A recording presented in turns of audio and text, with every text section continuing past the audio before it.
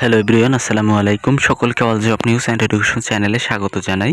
চলে আসলাম নতুন একটি ভিডিও নিয়ে। ভিডিও শুরুর প্রথমে বলে রাখি, যারা আমার চ্যানেলে নতুন দয়া করে আমার চ্যানেলটি সাবস্ক্রাইব করে দিতে ভুলবেন না।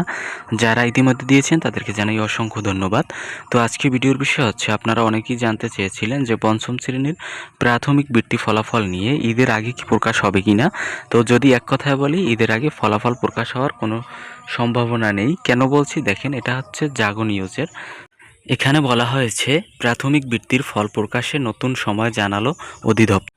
তো দেখেন, এখানে বলা হয়েছে প্রাথমিকের পঞ্চম শ্রেণীর শিক্ষার্থীদের বৃত্তি পরীক্ষার ফল ঈদুল আজহা ও গ্রীষ্মকালীন ছুটির আগে প্রকাশ করা হচ্ছে না বলে জানিয়েছে প্রাথমিক শিক্ষা অধিদপ্তর।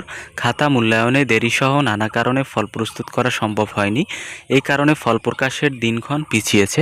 তো এর পূর্বে কিন্তু আপনারা জেনেছিলেন যে ঈদের আগেই ফলাফল প্রকাশ করা হবে।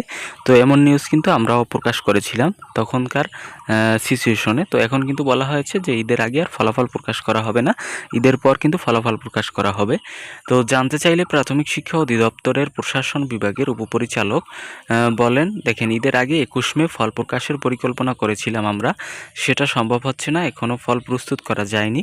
ঈদের পরে এ ফল প্রকাশ করা হবে। আশা করি ছুটি শেষে জুনের প্রথম সপ্তাহের শেষের দিকে ফল প্রকাশ করতে পারবো।